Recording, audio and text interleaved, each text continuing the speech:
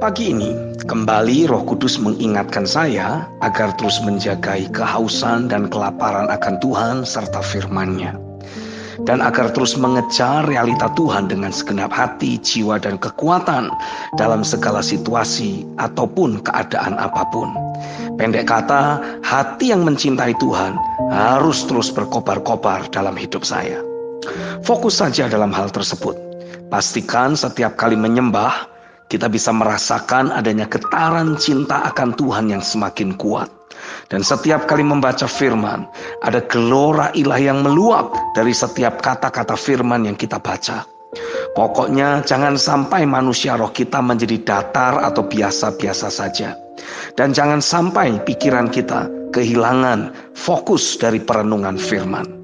Lakukan segala cara, termasuk kita berdoa dengan roh yang kuat dan agresif serta meluap-luap, sampai semarak realita hadirat Tuhan kembali menguasai batin kita. Fokus saja pada hal tersebut. Saya percaya saat kita bertekun melakukan hal itu dalam hidup kita, sesungguhnya kita sedang melekat kepadanya. Semakin kita mencintai Tuhan, maka ketaatan kita pun akan semakin sempurna. Dan hati serta pikiran akan selalu dilingkupi oleh realita ketebalan kasih Bapa.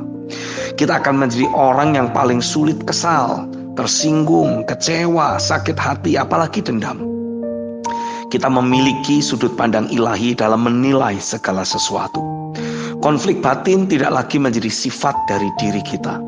Bahkan walaupun orang memang berniat melukai diri kita dengan perkataan ataupun tindakan-tindakan mereka, hati kita akan bisa tetap terjaga aman dalam realita hadiratnya. Pokoknya kita jadi mempunyai antigores yang super, yang akan membuat kita terus merasa aman dalam pertumbuhan rohani yang sehat.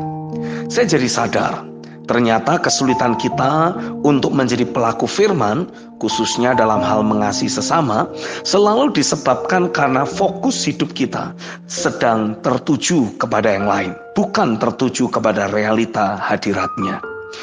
Bisa jadi kita kehilangan persekutuan yang hidup dengan Tuhan, sehingga doa-doa kita pun menjadi hambar dan sangat agamawi.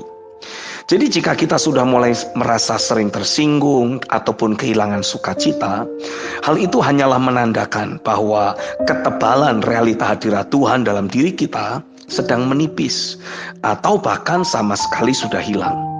Jika hal itu kita alami, maka kita harus segera bertindak. Tidak perlu mencari siapa yang benar dan siapa yang menyebabkan kita jadi tersinggung. Sebab hal tersebut tidak akan mengembalikan kesadaran akan realita Tuhan dalam diri kita. Yang perlu kita lakukan adalah mendesak masuk dalam realita hadiratnya. Dan meminta Tuhan untuk memperbaharui kembali hati kita dengan roh yang tahir dan hati yang benar. Sehingga diri kita kembali dilingkupi oleh ketebalan realita hadiratnya. Inilah yang akan membuat kita dikembalikan untuk berfungsi menjadi pintu gerbang sorga di atas muka bumi ini. Melalui diri kita, kasih Bapa akan terpancar untuk memulihkan kehidupan banyak orang. Bukan penghakiman dan penghukuman, melainkan pengampunan dan pengorbanan yang akan mengubahkan kehidupan banyak orang.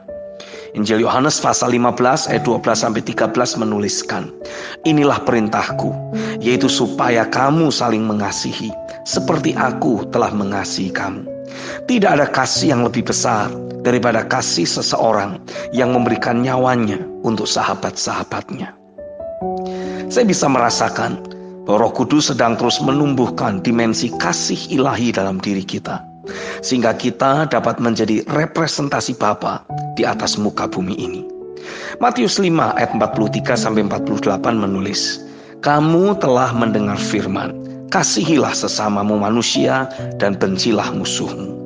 Tetapi aku berkata kepadamu, kasihilah musuhmu dan berdoalah bagi mereka yang menganiaya kamu. Karena dengan demikianlah kamu menjadi anak-anak Bapamu yang di sorga, yang menerbitkan matahari bagi orang yang jahat dan orang yang baik, dan menurunkan hujan bagi orang yang benar dan orang yang tidak benar. Apabila kamu mengasihi orang yang mengasihi kamu, apakah upahmu? Bukankah pemungut cukai juga berbuat demikian? Dan apabila kamu hanya memberi salam kepada saudara-saudaramu saja, apakah lebihnya daripada perbuatan orang lain? Bukankah orang yang tidak mengenal Allah pun berbuat demikian? Karena itu haruslah kamu sempurna, sama seperti Bapamu yang di sorga adalah sempurna.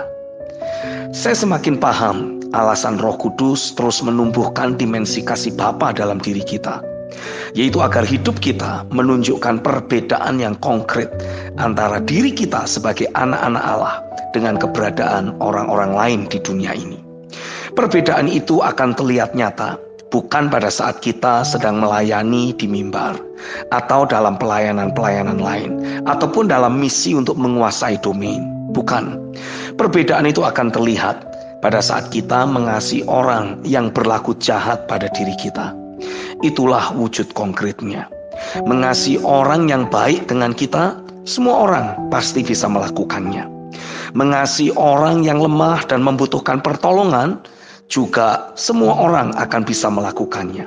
Tetapi mengasihi musuh kita, dalam arti di dalam batin kita tidak ada lagi emosi negatif sedikit pun. Baik itu rasa kesal, benci, marah, ataupun kecewa. Tidak semua orang bisa melakukan hal tersebut. Hanya anak-anak Allah yang terhubung dengan Dia. Beberapa hari ini saya terus merenungkan, apa sih yang sebetulnya menjadi intisari dari kehidupan kita sebagai orang percaya? Akhirnya saya menemukan jawabannya di dalam tulisan Injil Lukas 10 ayat yang ke-25 sampai 27. Pada suatu kali berdirilah seorang ahli Taurat untuk mencobai Yesus. Katanya, "Guru, apa yang harus kuperbuat untuk memperoleh hidup yang kekal?" Jawab Yesus kepadanya, "Apa yang tertulis dalam hukum Taurat? Apa yang kau baca di sana?" Jawab orang itu, "Kasihilah Tuhan Allahmu dengan segenap hatimu, dan dengan segenap jiwamu, dan dengan segenap kekuatanmu, dan dengan segenap akal budimu, dan kasihilah sesamamu manusia seperti dirimu sendiri." Saya mau memperoleh hidup yang kekal itu di bumi ini. Saya mau menikmati hidup seperti di sorga di bumi ini. Saya mau hidup penuh dengan kedamaian dan sukacita abadi di bumi ini. Saya berketetapan untuk hanya mau berfokus mengasihi Tuhan dan sesama. Inilah yang akan membuat hidup saya dipuaskan. Sebab hati saya dipenuhi oleh kasih akan Tuhan dan sesama. Tidak ada ruang kosong dalam batin saya. Amin.